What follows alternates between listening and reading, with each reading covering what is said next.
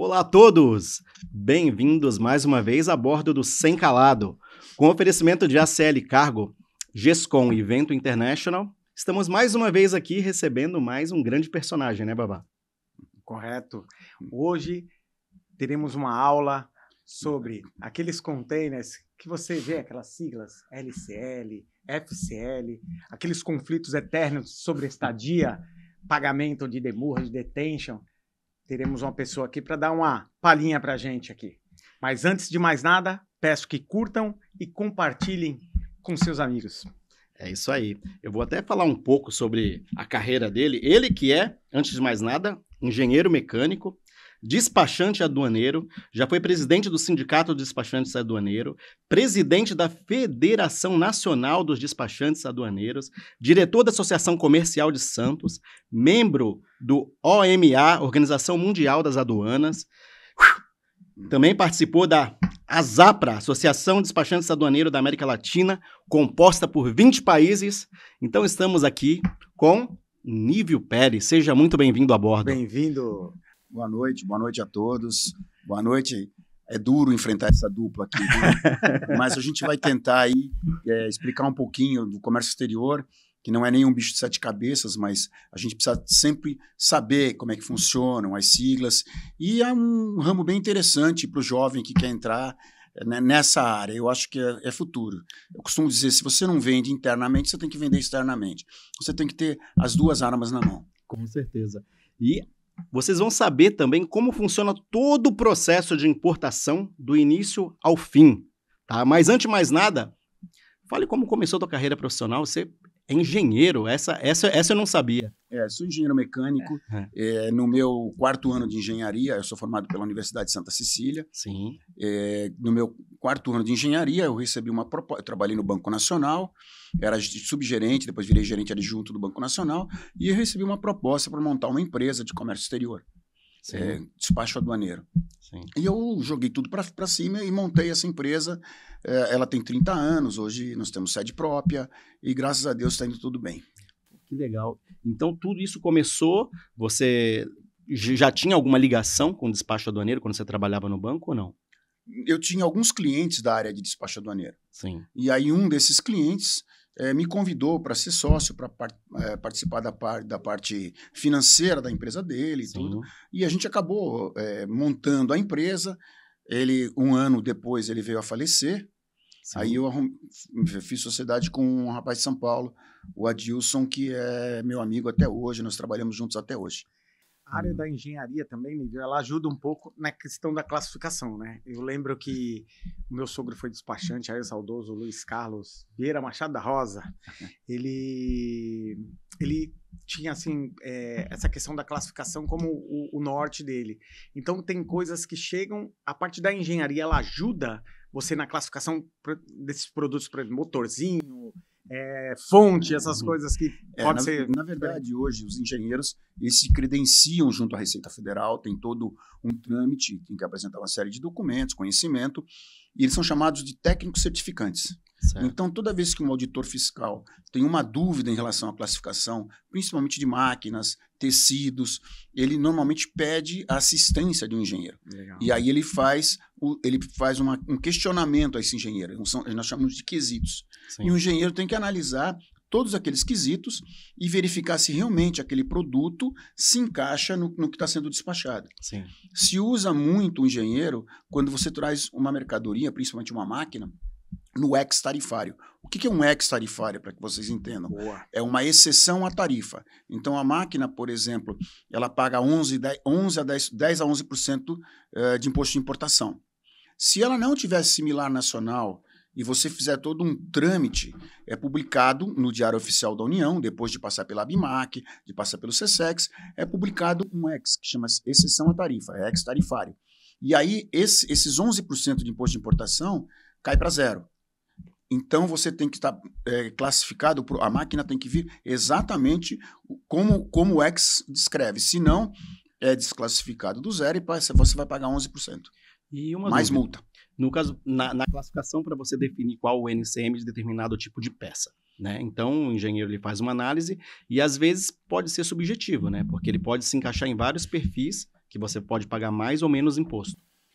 Veja, normalmente quando vem uma máquina, a empresa tem um engenheiro dela que classificou essa máquina. Então, ele tem todas as características da máquina. Sim. Quando o engenheiro é solicitado a fazer uma identificação de uma máquina, normalmente o importador ele já manda todas as especificações dessa máquina, que foi feito pelo grupo de engenheiros da empresa.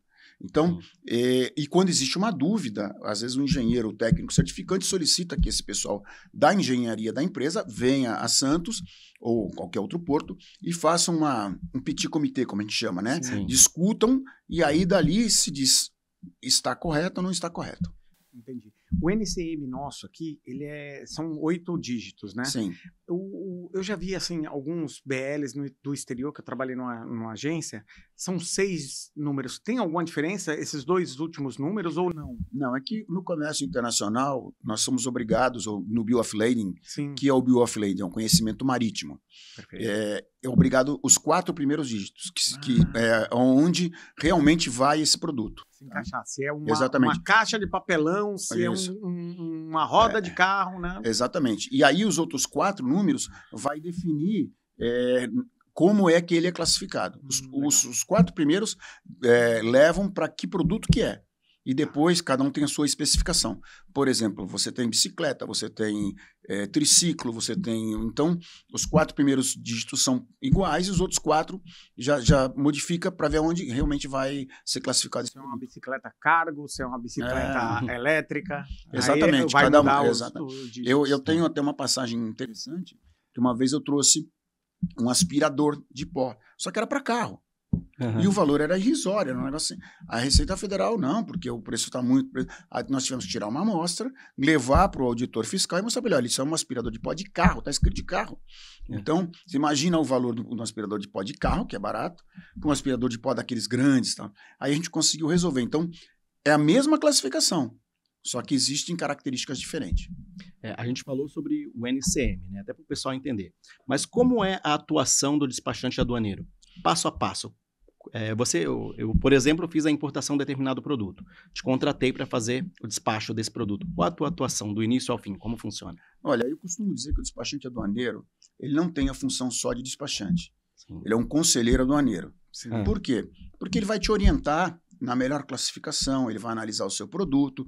Sim. Tem despachantes aduaneiros, eu trabalho bastante nessa área, que nós, inclusive, coordenamos o embarque no exterior, para verificar o melhor frete, verificar o melhor armazém com valores menores, a melhor classificação fiscal. Então, eu costumo dizer que ele é o interveniente entre o importador e a Receita Federal.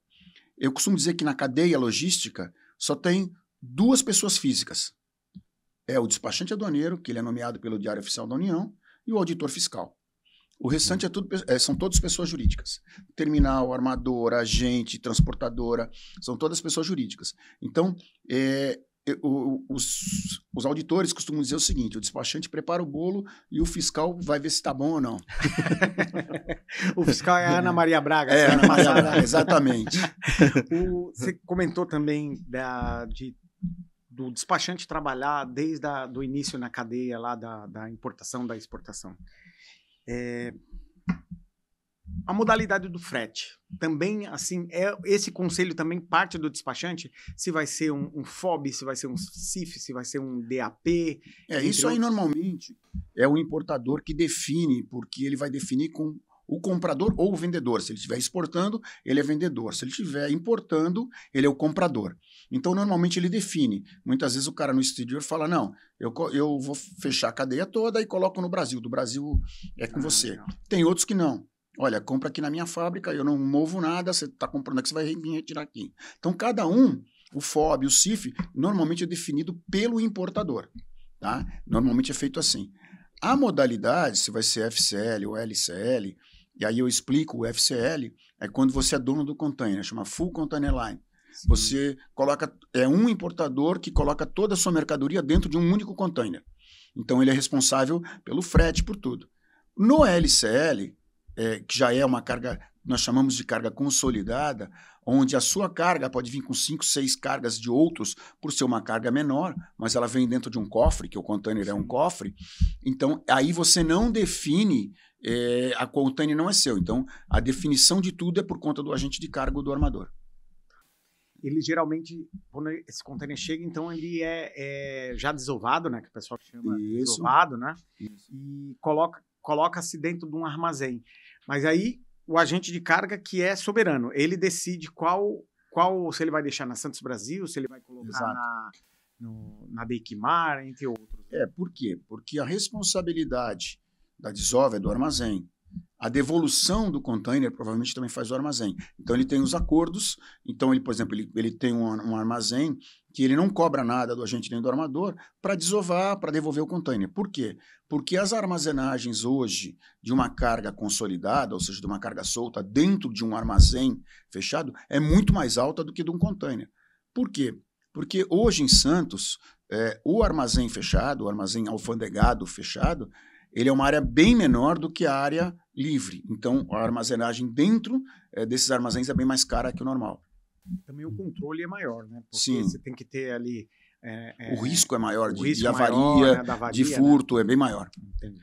Vou citar até o exemplo que você usou, um aspirador de pó. Digamos que eu importei um aspirador de pó, paguei $1.000 lá fora, né?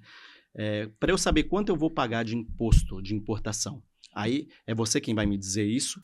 Exatamente. Nós vamos fazer a classificação fiscal. Sim. E vou dizer, olha, você vai ter X de imposto de importação, IPI, PIS, COFINS e ICMS. Tá. Essa é a cadeia. Esses 4 primeiros impostos são impostos federais. Hoje, como é que funciona? Via de regra, nós debitamos na conta do próprio importador. Ele não precisa mais remeter esse dinheiro para a conta do despachante. Certo. E aí o ICMS é estadual.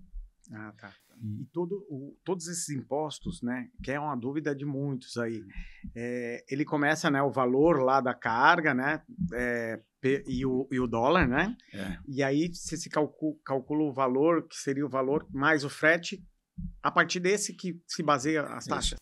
Nós temos o CIF, que é Customs, Insure e Freight. E aí você inclui o seguro. E o CIF. Via de regra, você soma os 3. Hoje é muito utilizado o dólar e o euro. Sim. Você converte e aí você começa a jogar os impostos que são em cascata. Você tem o imposto de importação, que incide sobre esses 3 itens que eu falei. Aí você tem o IPI, que aí você já agrega o imposto de importação, então o valor é maior. O PIS e COFINS são fórmulas específicas da Receita Federal. E no final das contas, o ICMS, você somou tudo e joga o ICMS. Nós chamamos de um imposto cascata.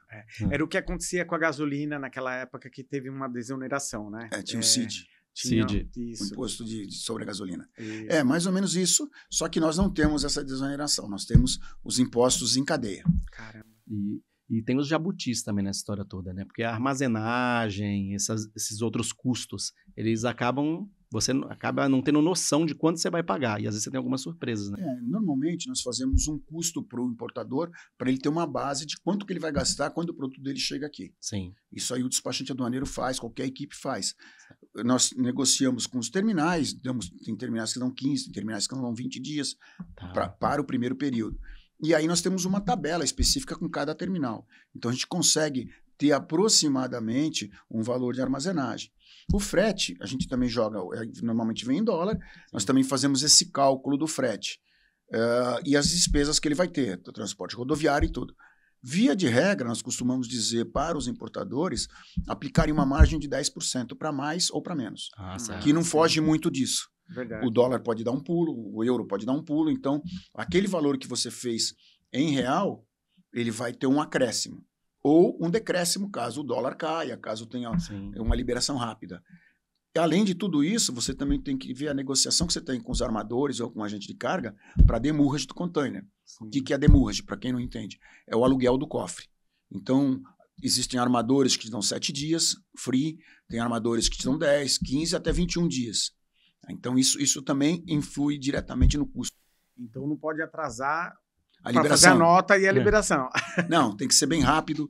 E hoje foi até engraçado, porque num dos eventos que eu estive em Brasília, a Receita Federal disse que eles com análise de risco que hoje existe, um canal verde é liberado de 6 a 8 horas. Aí eu disse para ele que o despachante aduaneiro faz uma declaração de importação em 30 minutos. Aí eles ficaram meio bravos, entendeu? Porque, pô, não, de 30 minutos a 40 minutos, por quê? Hoje nós trabalhamos antecipando todas as informações. Então eu recebo toda a documentação do importador 4, 5, 10 dias antes do navio atracar, dependendo de onde vem a carga. Se for Chile, não, Argentina não, mas o que vem da Europa, o que vem da China, a gente recebe com 10 dias antes. Então você pode digitar, preparar, conferir.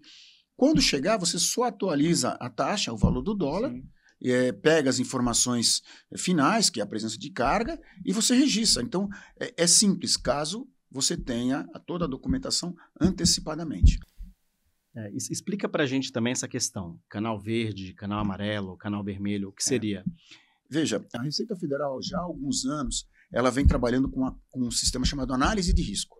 O que é análise de risco? Ela tem no computador dela as empresas que hoje apresentam um risco para o comércio em si. Essa análise de risco, então ela tem lá uma empresa que nunca deu problema. Então ela é considerada uma empresa segura. Além do OEA, que depois eu vou explicar para vocês o que é. Então, assim, o canal verde. O canal verde, a mercadoria é liberada de imediato. Você registra a declaração de importação, de 6 a 8 horas o sistema da Receita libera. Tá? Ah, mas aí não é perigoso? Não, porque hoje todas as mercadorias que entram no Porto de Santos ou em outros portos, elas são escaneadas. Sim. Então a Receita não fez a conferência física, mas ela tem as imagens de tudo que tem dentro do container. Se houver qualquer dúvida, chama-se bloqueio, né? E aí eles parametrizam no canal vermelho. Então eu estou falando do canal verde. Você tem o canal amarelo, que é uma conferência documental. Você anexa digitalmente toda a documentação. Fatura, que a gente chama de invoice, o packing list, o bill of lading, para comprovar que aquilo que você está despachando é realmente aquilo que está vindo. E ele faz uma conferência documental. Vai conferir se o NCM está correto, se está tudo bonitinho. O canal vermelho é a conferência documental, que é automática praticamente, porque isso vai para uma conferência física. Como é feita a conferência física? Hoje a Receita Federal, principalmente no Porto de Santos, tem um sistema chamado Confere. O que é o Confere? Quem vai nos armazéns fazer a conferência é um analista, não é o fiscal. O fiscal fica na sede com 3, 4 computadores, então ele tem condição de num dia, conferir 4 armazéns, o que no passado não se fazia. Então, isso dá uma agilidade muito grande. Um canal vermelho pode ser conferido em 48, 72 horas. Certo. No passado, a Receita Federal tinha 2, 3 auditores em cada terminal. Nossa. Hoje, a Receita Federal não tem concurso para fiscal há bastante tempo, muitos se aposentaram. Então, o lema em Brasília é fazer mais com menos. Como é que se faz mais com menos? Com tecnologia. Então, essa é uma tecnologia desenvolvida pelos terminais. Então, você tem uma área, que é a área de conferência física, com câmeras. O fiscal fala com o fiel e com o despachante, abre o container, só pode abrir na presença do fiscal. O analista abre o container, tira essa caixa, tira aquela caixa. Quando ele tem uma dúvida, ele coloca a caixa próxima à câmera. E se houver uma dúvida maior, ele tira uma amostra e manda para o fiscal. Feito tudo isso, essas imagens ficam armazenadas na Receita Federal durante 6 meses. Para qualquer dúvida. Caramba. Feito isso, é liberada a carga. Se tiver tudo ok, é liberada. E nós temos mais um canal, que é um canal pouco utilizado, mas é o canal cinza.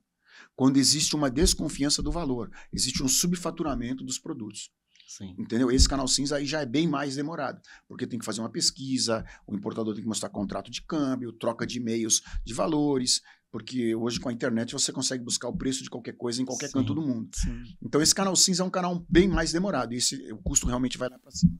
Então, aí nesses processos, então, incide no aumento do custo de demurras, de armazenagem, tudo, né? Tudo. Então... Normalmente, hoje, o que as empresas fazem, quando tem um canal cinza e o container é dele, eles pedem uma autorização para a Receita Federal trocar o container. Aí eles fazem uma alocação de um container. Você trabalhou, vocês sabem como é que funciona. Coloca um container lá que ele vai pagar um valor pequeno por mês e devolve o container do armador. Pelo menos do demurrage você se livra. Exatamente, porque a demurrage hoje de um container de 20 pés está em torno de 40, 50, 100 dólares. Depende. Sim. Você imagina isso por dia. Num mês são 3 mil dólares. verdade. 30 dias a $3.000. Aí por isso que existe a carga abandonada, né? Porque dependendo da quantidade de demurrage, sobre a estadia, né? Que seria o demurrage. E a armazenagem também. E a armazenagem, aí a pessoa abandona logo a carga porque não vale a pena mais. Né? É um problema hoje, porque para o armazém é ruim, porque essa carga fica abandonada, ela tem que ter pelo menos 90 dias, aí a Receita Federal faz uma FMA, ficha de mercadoria abandonada. Nossa. Aí depois disso, essa carga fica lá 1 ano, 2 anos. Tudo isso. E a Receita vai fazer uma análise para ver se esse produto pode ser doado, se esse produto tem que ser destruído, ou ele pode ir a leilão. Sim. Então, e aí no leilão, todo mundo perde. A Receita Federal atribui um valor, é feito esse valor, o Estado cobra o ICMS, mas o terminal perde o dinheiro. E quando é feita essa venda, a armazenagem é paga? Não.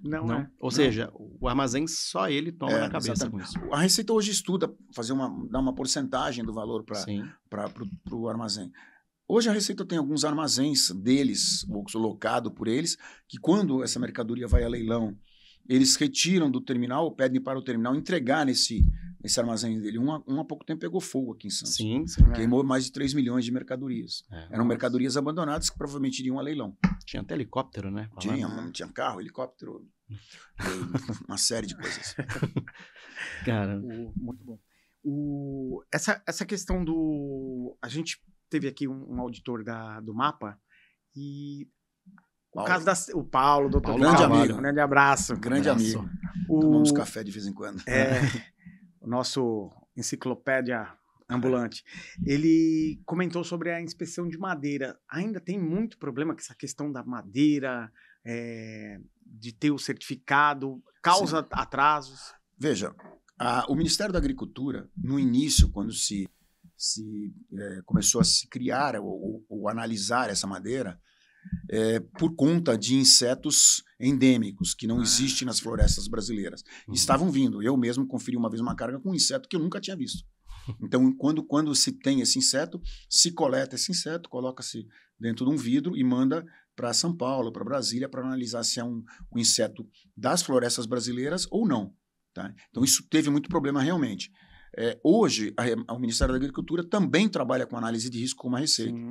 Então, se um importador já teve várias mercadorias fiscalizadas, ela vem bonitinha, ela vem o pallet, a madeira vem carimbada, vem tudo autorizado, é liberado automaticamente. Legal. Eventualmente é feita uma conferência. Tá. E existe hoje uma chance maior, porque antigamente, quando a madeira era condenada, você tinha que devolver a mercadoria junto com a madeira. Nossa. Hoje você pode dissociar, ou seja, você pode tirar a madeira e incinerar. Incinerar. Existem empresas específicas registradas pelo Ministério da Agricultura, somente eles podem fazer isso. Caramba. Eles têm que incinerar e dar um laudo para a empresa que aquilo, um para o Ministério da Agricultura e um para a empresa que aquilo foi incinerado. Para aí depois você poder liberar a carga. Legal. E isso aumenta o custo também do produto para a gente aqui, né? Você sabe quem paga a conta final, né? Sempre, o consumidor. mas sempre vai ser assim. É verdade. Não tem jeito. Tem um outro tema, que é até mesmo da nossa área, né? Somos da área de container, o pessoal é bem curioso, porque existe um comércio muito grande de containers aqui no nosso país, né? Que são containers fora de uso para o armador, que ele vende aqui no Brasil. Só que esses containers, eles não são nacionalizados. Então, existe um processo de nacionalização. E eu sei que você é especialista nisso, certo? Mas vamos aguardar só um pouquinho. Depois a gente vai fazer uma pausa só para apresentar os nossos patrocinadores e vamos voltar nesse tema aí, que todo mundo é bem curioso, né, É Babá? verdade, com certeza. Quero mandar um abraço aqui pro Luiz e pro Bruno, da ACL Cargo, uma empresa transportadora especialista em carga reefer, carga farmacêutica. Pode contar lá com a ACL. Também um abraço para o Daniel Torma e para o Marcelão da GESCOM também, que estão com a gente. A Venta International, sua carga porta a porta, tanto internacional quanto nacional também na cabotagem. Aí eles estão aí com a todo vapor na cabotagem. Podem contar lá. É isso aí. Rafael Lima, da SOC Shipperon Container, um abraço também. Marcelo da Videira Engenharia, Marcelo Pousada Bastos, ar-condicionado industrial e climatização naval. Pode contar lá com a Videira. Inclusive, ele machucou esses dias o Já tá 100%, dedo, né? já. Falou que vai até pagar o café. Um abraço aí, um abraço, Marcelão. Tá. Um abraço também pro pessoal da Versibox, o Christian Robert. A Delícia Salgateria, fornece os salgados para a gente aí nos alimentarmos aqui no nosso podcast. Um abração. Gentil Advogados, um abraço também pro Dr. Fábio Gentil, que esteve com a gente também no último episódio também. Isso aí, especialista em uísque lá, não deixem de seguir lá o doutor. Episódio tá imperdível, hein? E chegamos até aqui, acredito também que o nosso convidado Nívio Pérez de honra, Compostos Portal de Santos, combustível de ótima qualidade. É isso aí. Agora a gente vai fazer uma pausa de apenas 1 minuto para vocês conhecerem melhor nossos patrocinadores e voltamos já para sanar todas as dúvidas. Sem Calado Podcast. Oferecimento: ACL Cargo, soluções inteligentes em transporte de cargas. Vento International, conectando sua carga com o mundo. Delize e Salgateria, salgados gourmet de altíssima qualidade. Patrocínio: GESCOM, reparos de estrutura e inspeções em containers. Apoio: SOC, Ship on Containers. Videira Engenharia e Serviços em refrigeração naval e comercial. Versibox, venda e locação de containers. Postos Portal de Santos. Gentil Advogados. Potencializar seu negócio para o mundo nunca foi tão fácil. Com uma ampla rede de parceiros no exterior, estamos aptos a oferecer soluções logísticas personalizadas aos nossos clientes. Se a sua empresa procura por segurança e agilidade nos embarques, você pode contar com a Vento International Logistics. Conheça nossas soluções logísticas. Desembaraço aduaneiro. Transporte rodoviário.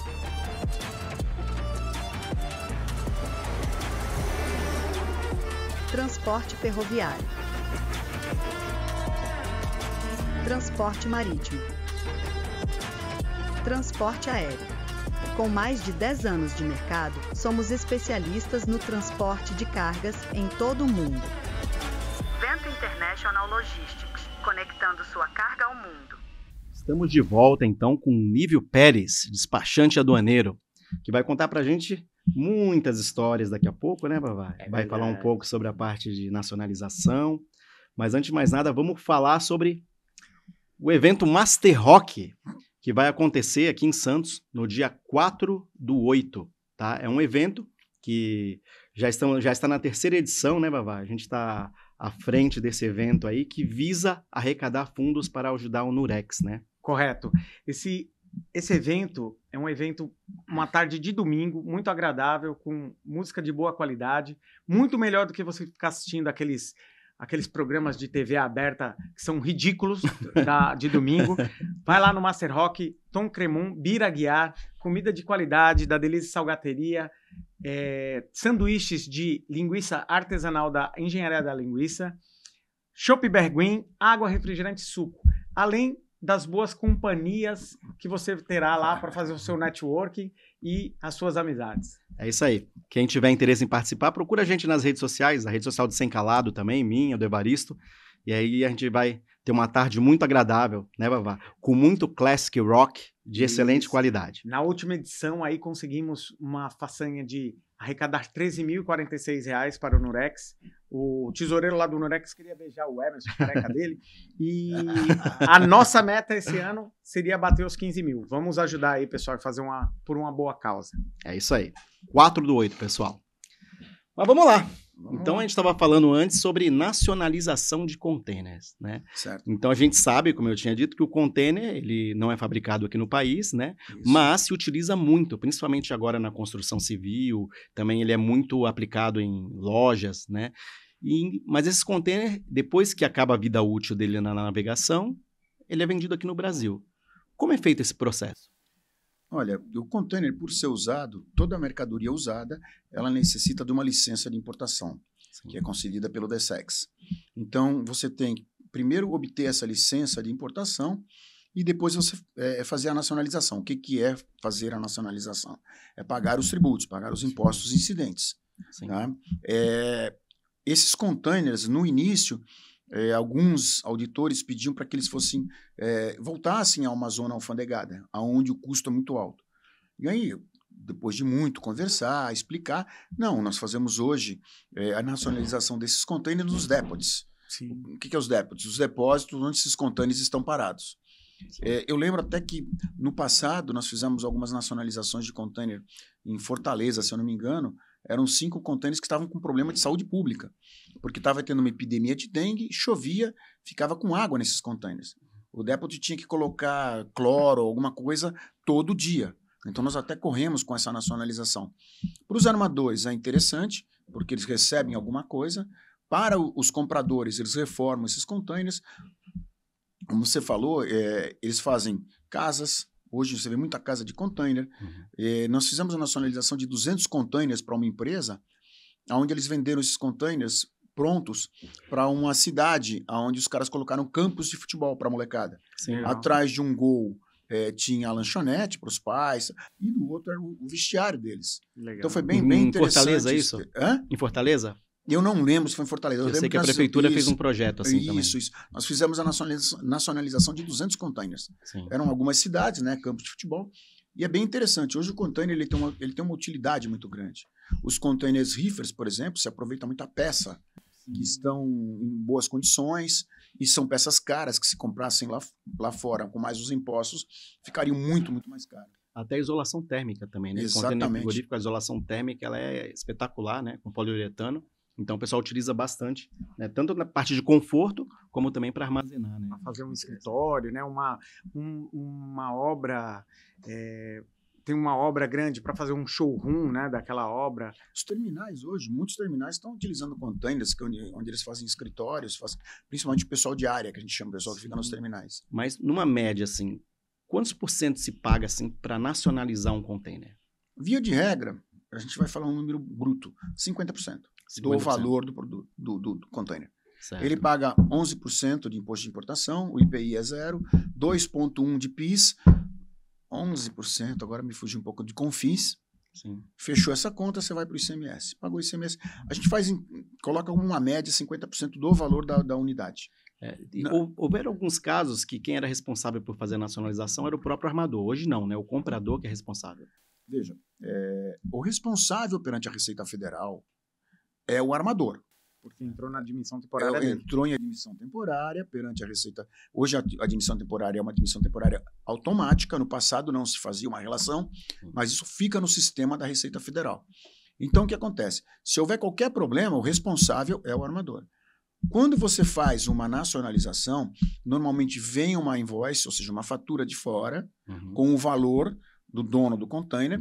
A empresa aqui no Brasil tem que pagar o exportador, faz a nacionalização, e aí sim, esses containers saem da responsabilidade do armador e estão nacionalizados. São containers que podem ser considerados brasileiros, digamos assim. Sim. Pode ser vendido nota dele de Pode ser comprador para vendido, comprador. pode, e você tem toda a documentação. Se a Receita Federal Legal. bater lá, a única exigência que a Receita faz é que esses containers têm que ser descaracterizados. Sim, perfeito. Porque cada container, a sigla, representa container de um armador. Legal. Então, isso vocês sabem melhor que eu até. Sim.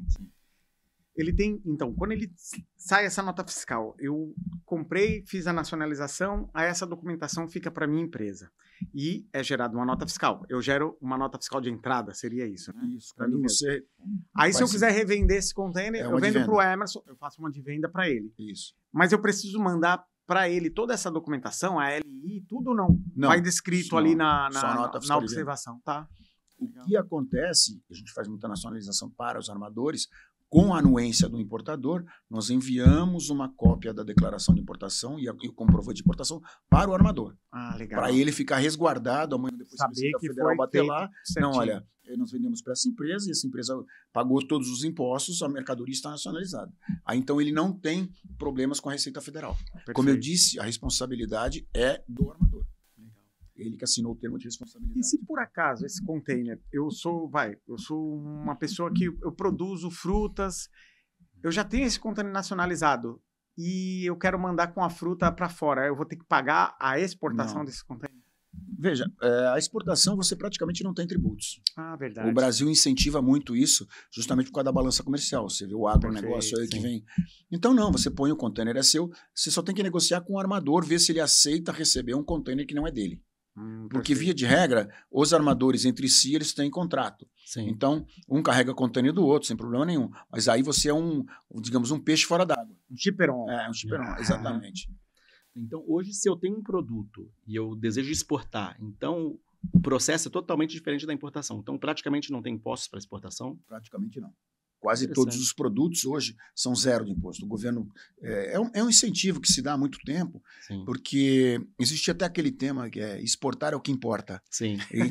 Isso aí foi um tema de campanhas no Brasil durante muito tempo. Então a exportação ela é livre de tributos, livre de impostos. Tá? Digamos que 95%.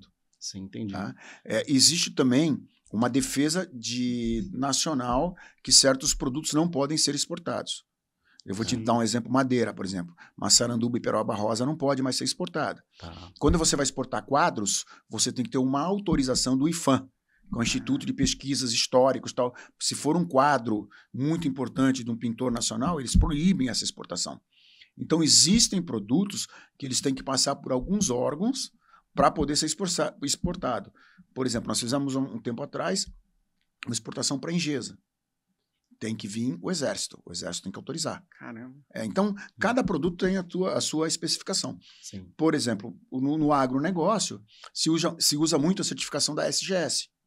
Para dizer que o produto, principalmente o amendoim, para dizer que não chega com nenhuma praga, nada lá fora, entendeu? Entendi. Então, normalmente isso. O açúcar, por exemplo, ele tem várias, dependendo do país que ele vá, ele tem especificações. O país exige que passe por uma análise e ele precisa desse documento lá para poder liberar o produto. É igual o que acontece quando a gente manda alguma carga refrigerada para os Estados Unidos. Sim. Que tem um processo exigido por eles do Cold Treatment para evitar que se leve praga para lá, né? Alguma Exatamente. praga aqui no Brasil para lá. Que é um problema grande, né? Até essa questão da praga, se for um inseto para lá que não tem um predador, ele destrói florestas. Entendi. Isso aconteceu na China e nos Estados Unidos. Por isso que aqui no Brasil começou a se fazer a fiscalização das madeiras. Porque esses bichos vinham dentro da madeira. Tá. Entendi. Entendeu? Tá. Por isso que começou. Porque deu uma praga muito grande na China e nos Estados Unidos. Eles têm um comércio muito forte entre eles. Sim. Não se atentou a isso. E aí, mundialmente, começou a se fazer isso. Se fumiga. Ou seja, não é à toa que tem toda essa cobrança, né? Não foi à toa. Isso não existia no passado. Aí, quando se detectou esse problema nesses países, e eles são os maiores exportadores para o mundo, aí todos os países tomaram uma certa medida. Não foi só o Brasil, não. Provavelmente aquela abelha africana que fala que teve uma época que deu um surto aqui no Brasil, né? E ela, a nossa abelha, que é a abelha real, a abelha imperial, alguma coisa do tipo, essa abelha africana ela era predadora das abelhas comuns do Brasil, né? Existem bactérias que às vezes vêm em casco de navio. Entendeu? Então, pode vir... Na água de laço também, Isso, tem uma na água de legislação que não então, pode. assim, todo cuidado é pouco, mas mesmo assim alguma coisa passa. Entendi. E aí precisa tomar cuidado para não ser um bicho, por exemplo, que seja predador e não tenha nenhum predador dele. Não tem nenhum predador aqui. Aí, uma outra dúvida. Por exemplo, eu tenho um equipamento aqui e eu preciso reparar ele, só que só dá para reparar fora do país. Como é que é feito esse processo? Eu tenho que fazer uma exportação? Você faz uma exportação temporária. Certo. É feito todo um laudo desse equipamento, se for, no caso, um equipamento, uma máquina, por exemplo. Sim. Você faz uma exportação temporária, é feito um laudo, são às vezes feitas fotografias. Muitas vezes a Receita Federal faz um pulsímetro, ou seja, ela marca essa peça. Sim. E ela vai para o exterior, ela fica lá um tempo. Quando ela retorna, você tem que ter uma licença de importação, mesmo ela sendo brasileira, ela esteve lá fora. Sim. E aí você entra com um imposto zero, IPI, PIS, COFINS, é nomeado um engenheiro da Receita, e aí ele verifica a documentação. É a mesma máquina? Porque eu poderia mandar uma máquina quebrada e trazer uma nova. Sim. E não querer pagar imposto. Então, tem todos esses cuidados quando você manda uma máquina para conserto e ela volta. Nós tivemos aí, há um tempo atrás, eu fiz a importação dos trens que rolam na linha Norte-Sul. Sim. E estava dando problema no freio. Eram uns discos com dentes. Sim. Estavam quebrando. Aí nós fizemos o contrário. Nós tivemos através de uma portaria, agora me fugiu o número dessa portaria, você podia trazer essas mercadorias, porque estavam estragadas, não andava sem mandar, porque você não podia parar o trem. Sim. Não podia parar 15, 20, 30 dias. Então a gente trouxe esses freios, liberamos tudo a zero de imposto, mandamos para Presidente Altino, onde fica a sede, eles fizeram a troca e aí nós exportamos os quebrados. Ou seja, a Receita Federal te dá um prazo de 30, 60 dias para você exportar os quebrados. Você pode fazer essa troca, principalmente quando se trata de um trem, um produto, uma peça importante. Você não é pode algo parar. até para o fomento do comércio brasileiro, né? Então, E isso estava dentro do contrato. A própria empresa não pagou nada. Deu Nossa. problema, vieram os técnicos, atestaram que o problema eram das peças originais. A própria CPTM não pagou nada. Isso foi enviado, chegaram as primeiras, sem câmbio, não se fez câmbio, justamente citando isso. E nós tivemos 30 dias para devolver todas as peças quebradas. Entraram 30, tem que sair 30. Entendi. Não pode Sair eliminar picado. aqui. Não. A não ser que a Receita Federal faça uma inspeção e diga não. seja tem muito uma sucata, estrada, né? Muita sucata. Né? Exatamente. Mas mesmo assim eles mandam embora. Isso pode ser vendido como ferro. É verdade. Tem custo, E com tem certeza. também essa aparentemente entra essa mesma modalidade para material de exposição? Seria isso? Sim. Por exemplo, vem uma máquina para você expor na feira intermodal. Por exemplo, uma esteira separadora de embalagens, né? Que tem agora é moda, né? Mas, Cada uma embalagem pequena, ela só separa de 20 gramas, a outra passa. Seria isso também? Isso, exatamente. Você faz. Aí é um processo. Por exemplo, na feira, normalmente, quem organiza a feira já faz todo esse trâmite, apresenta para a legal. Receita Federal. Existe a possibilidade, se a máquina for vendida na feira, o expositor nacionalizar ela. Ah, perfeito. Entendeu? Ele pode pagar os impostos e falar, olha, eu vendi na feira, eu vou pagar os impostos, a mercadoria fica aqui. Ou devolver. Então, vamos supor, a feira são 20 dias, 15 dias. A Receita te dá 50 dias para esse produto ficar no país, 60 dias. Ah, legal. Terminou, você tem que mandar de volta. A exposição seria também uma admissão temporária, então. Exatamente. falando em admissão temporária, né? Vamos falar na nossa área de atuação. Né? O container frigorífico, ele circula apenas no nosso país para poder carregar, né? E ele apresenta problemas, então a gente tem que trocar uma peça. Todas as peças do container refrigerado, elas são importadas, né? Então nós temos que comprar a peça lá fora, nacionalizar para substituir. Isso. Né? Não há possibilidade de se fazer uma admissão temporária, já que esse container não vai ficar aqui no Brasil? Não. Não, porque não existe um controle da Receita Federal sobre essas peças. Toda admissão temporária subentende-se que tem uma exportação. Então, toda admissão temporária, o nome já diz, é admissão temporária. Como é que você vai comprovar que essas peças saíram? Dentro do container, reparado, não existe como comprovar. Sim. Então, você só pode fazer admissão temporária em produtos ou em peças que elas saiam do país. Por exemplo, você pode trazer uma admissão temporária. Eu fiz uma vez de 2 prensas para fazer o capô da Chrysler para o México. A Chrysler americana comprava do México, só que o nosso sócio aqui era mais barato. A empresa importou, ficou 1 ano aqui. Você paga uma porcentagem de imposto pequena, ficou 1 ano aqui. Depois de 1 ano nós mandamos de volta. Entendeu? Porque ele fez lá, eu não sei quantas mil peças e acabou. Então, o nome diz admissão temporária. Você tem que comprovar a exportação daquele produto. Ou pagar o imposto. Por exemplo, se eu compro uma válvula e eu substituo num container a válvula e pego essa válvula danificada e exporto ela.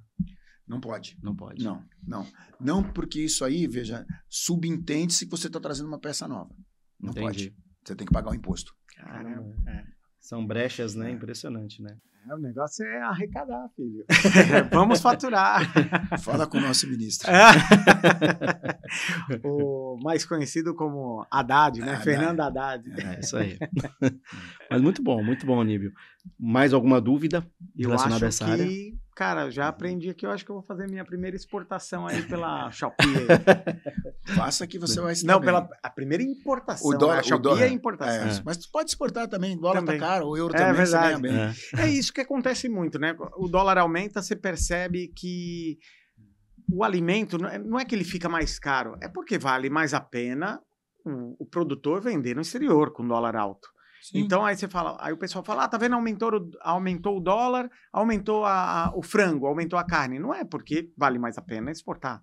A carne, principalmente. A carne de primeira normalmente é exportada, porque o cara recebe em dólar. Aí o cara não consegue achar aquela fraldinha top, né? No aquela picanha que o nosso picanha. presidente prometeu. Mas tá vindo a picanha, tem a picanha suína, né? Pra subir. Que é boa, sabia? Muito boa. boa. Agora, uma outra dúvida, até falando nisso, digamos, é muito comum hoje, principalmente as brusinhas, né? Comprar as brusinhas lá fora. Brusinha. $50, que não é taxado, né? A partir de que valor é necessário eu contratar um despachante para fazer o processo? É assim que funciona? Qualquer valor. Qualquer valor. A partir do momento que você ingressa com um produto no Brasil, muitas vezes vem pelo correio. E o correio, às vezes, bloqueia isso. Sim. E aí, você é convocado porque você tem que fazer uma DSI, uma Declaração Simplificada de Importação. Sim. É uma declaração porque é uma pessoa física, você pode fazer importação em nome de pessoa física, e você tem que apresentar a documentação dessa pessoa para a Receita Federal, ela te autoriza, excepcionalmente, a fazer uma declaração de importação, ou em nome da empresa dele, pode ser também em nome da empresa dele, ou em nome da pessoa física. Muitas empresas, às vezes, elas optam por fazer em nome da empresa. Por quê? Hoje você tem para você importar ou exportar, você tem que se cadastrar na Receita Federal. Sim. Aí você tem um sistema chamado Radar. O Radar expresso, ele te dá $50 mil para 6 meses. Você pode importar durante 6 meses $50 mil. Aí você tem, passando acima desse, você tem um Radar limitado. O Radar limitado, ele te dá $150 mil para 6 meses. Então, tem empresas hoje que importam uma carga por mês, eles optam por esse radar limitado, que é bem simples. E aí você tem um radar ilimitado, o próprio nome já diz, você não tem teto, só que a fiscalização da Receita Federal para te conceder esse radar é muito maior. Sim. Ela quer saber o teu capital social, seu capital integralizado ou não, ela vai no imposto de renda dos sócios para ver se eles tinham condições de colocar aquele dinheiro, porque, na verdade, a Receita te dá uma liberdade para você trabalhar como você quiser. Sim. Entendeu? Já é um radar um pouco mais célere para tirar. E uma pessoa física, ela tem um valor máximo que ela pode importar ou não? Normalmente, a pessoa física, ela só pode, se for MEI, a pessoa física, a empresa MEI, aí ela pode se submeter a esses 3 radares. 3 não, o último não, o ilimitado Sim. não. Se for uma pessoa física com correio, é uma importação por vez. Tá. Ela tem que fazer um radar só para aquele produto. Entendi. Tá? Mas por isso que muitas empresas, às vezes, tiram um radar expresso. Porque ela traz um negocinho um mês, aí dali a 2 meses ela traz um negócio de $10 mil, $5 mil. Entendeu? Então ela tem durante 6 meses. Digamos assim, a Receita Federal te dá uma chance de você trazer produtos para você testar, para ver se vale a pena ou não vale a pena. Aí sim você partir para importações constantes. Legal. E como funciona o processo assim, para você solicitar um radar? Olha, o expresso é só pegar os dados da empresa, ela tem que ter uma sede, né? Você tem que os dados principais da empresa e dos diretores. Sim. Tá? Isso aí, hoje, a Receita está bem ágil, em 48 horas você consegue tirar um radar expresso. Caramba. O limitado já demora um pouco mais, porque não te dá $150 mil. Eu não sei quanto tempo agora, acho que 10 dias, a minha equipe sabe bem, mas está em 10 a 12 dias. O ilimitado, nós normalmente pedimos para a própria empresa tirar. Por quê? É exigido o imposto de renda dos sócios, e aí é uma coisa bem pessoal e a gente não costuma entrar nesse, e o contador já tem tudo isso.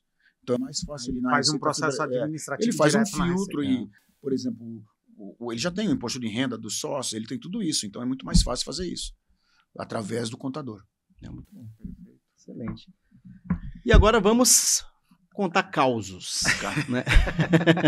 É perigoso, hein? Mas tem fica à vontade, qualquer coisa a gente corta. Tá bom. Tá certo. Conta alguma história engraçada pra gente aí. Olha, eu ouvi uma vez uma história dos despachantes, pessoal mais antigo, né?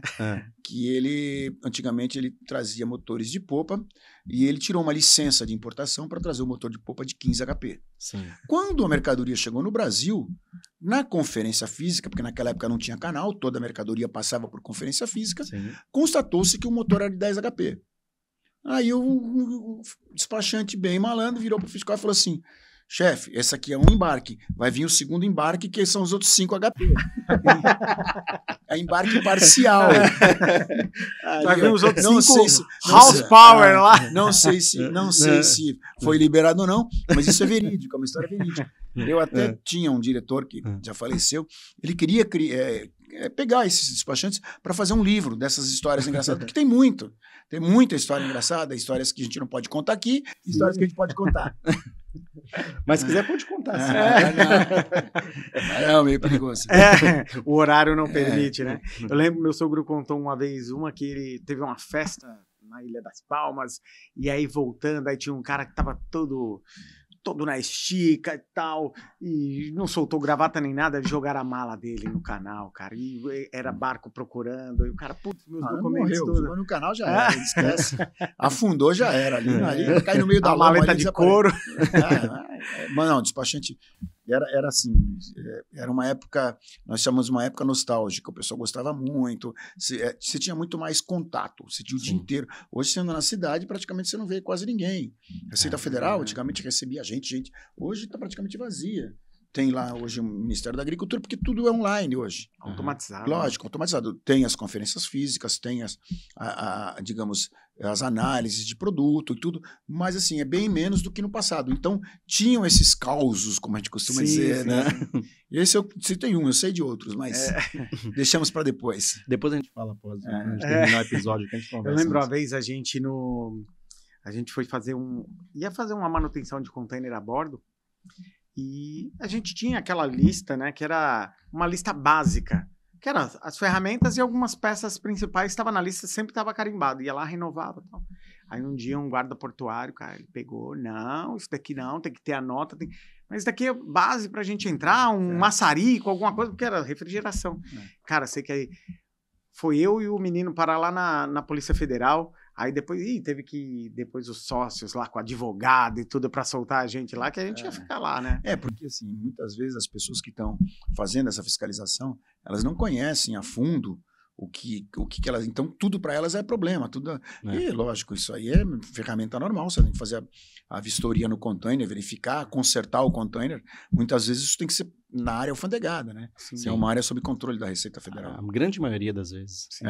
Vocês trabalharam e sabem bem disso. Não, e hoje, assim, com o processo automatizado, tá bem mais fácil, né? Você vai lá, assim, o que é peça, você vai lá e coloca, lança no sistema, e já tem certinho, já sai a documentação. Hoje também você pode entrar com isso.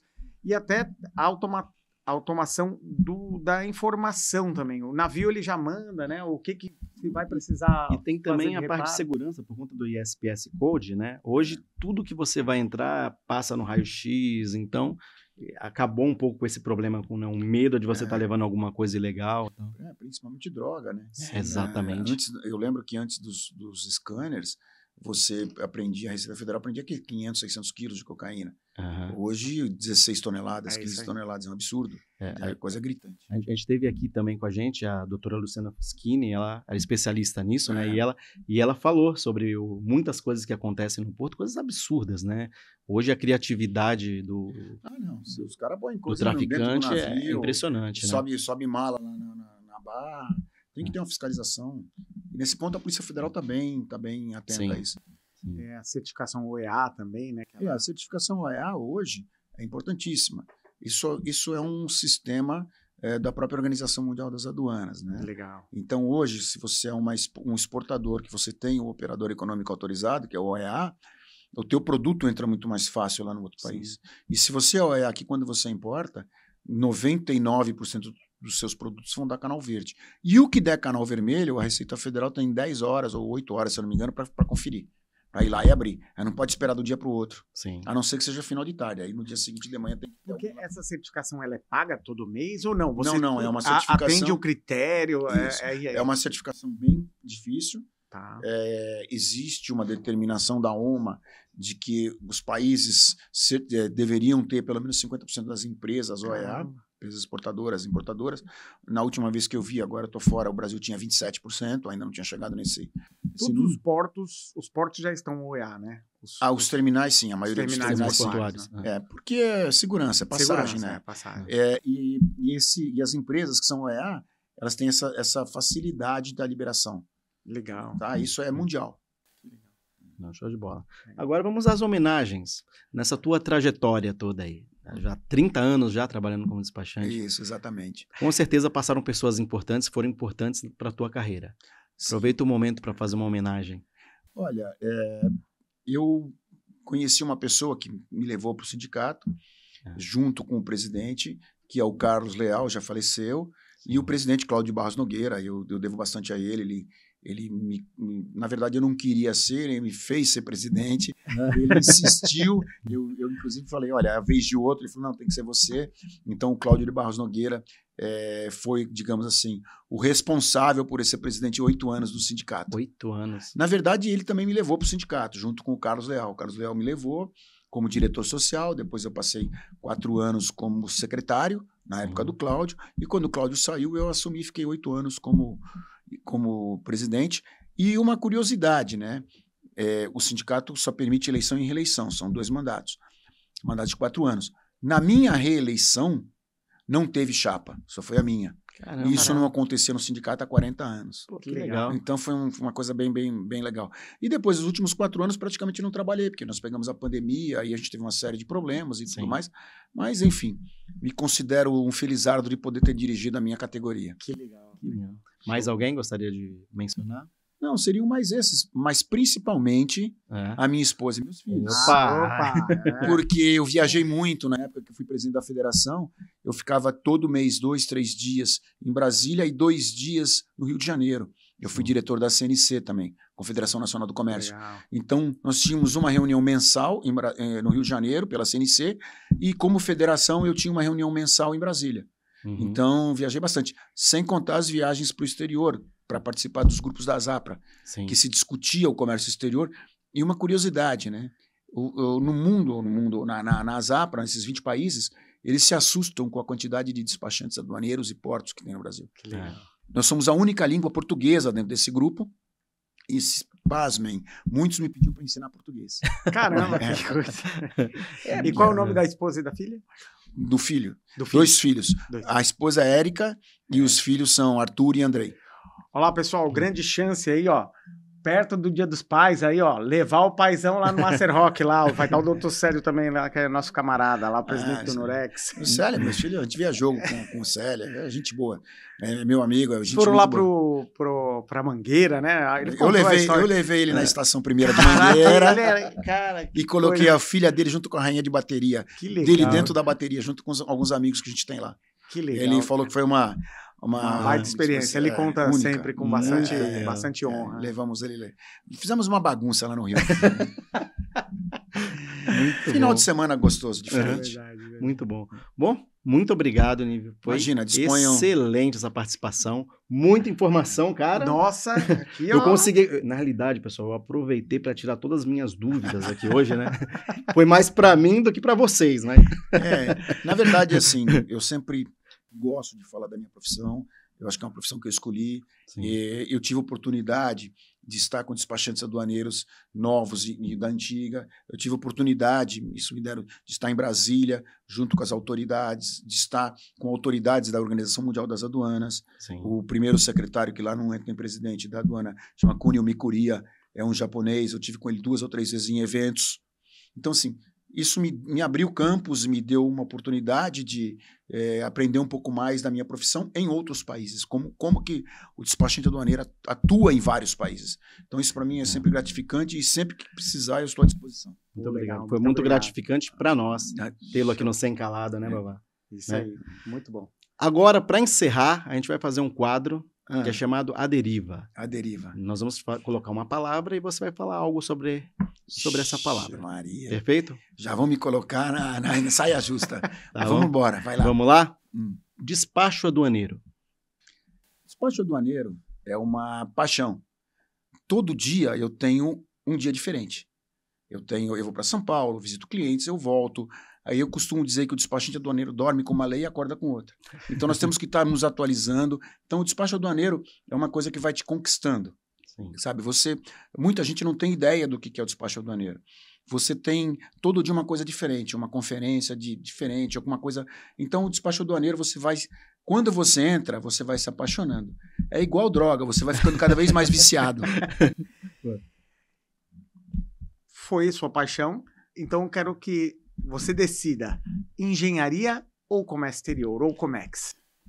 Engenharia, profissão. Comex, emoção. Eu gosto do Comex, a emoção. Também na engenharia, me formei engenheiro, continuei estudando um pouco maquinários, essas coisas para me ajudar na minha profissão, mas eu defino assim, engenharia foi a profissão. e comércio exterior é emoção, que hoje é a minha profissão também. Boa, legal. Família. Eu acho que família é tudo. Se você tem base na tua casa, se a tua mulher te apoia, se você tem estrutura, a família é tudo. Para você ter sucesso na tua vida, você tem que ter uma família que esteja do seu lado, que te compreenda. Você vai ter momentos bons e momentos ruins. Então, a gente tem que sempre analisar esses dois momentos. E sempre ter aquela pessoa que está do teu lado nos momentos ruins, momentos de dificuldade, momentos que as coisas não funcionam direito. Então, essa pessoa é o teu pilar de apoio, que é a minha esposa. Os meus filhos, volta e meia, eles mexem comigo, brincam. Eu tenho meu filho mais novo trabalhando comigo, começou há 6 meses, e o mais velho está no 4º ano de Direito lá na Mackenzie. Então, essa é a minha estrutura, a minha família. Agora a pergunta que não quer calar. Vinho ou cerveja? E por quê? Vinho numa noite fria com fundi é a melhor coisa. E cerveja numa praia ensolarada, aí fica difícil você definir qual é a melhor. Mas os dois são muito bons. Vinho nessa estação, aproveitem. Tomem vinhos, vou dizer bons, vinhos porque faz bem para a saúde. E a cerveja também. Eu sou brasileiro, o brasileiro adora cerveja, adora praia. Então numa praia ensolarada, uma cervejinha gelada é a melhor coisa. Boa, show. Então, com essa, finalizamos mais um episódio do Sem Calado. Muito obrigado por vocês nos acompanharem. E toda quinta-feira tem um episódio novo. Não percam! Não esqueçam de seguir nas redes sociais, ativar as notificações e curtir e encaminhar para os amigos aí que querem informação de qualidade. E, novamente, dia 4 de agosto, não esqueçam, tem o Master Rock. Quem puder prestigiar com a gente, vai ser imperdível. Tá ok? Pessoal, obrigado. Até mais.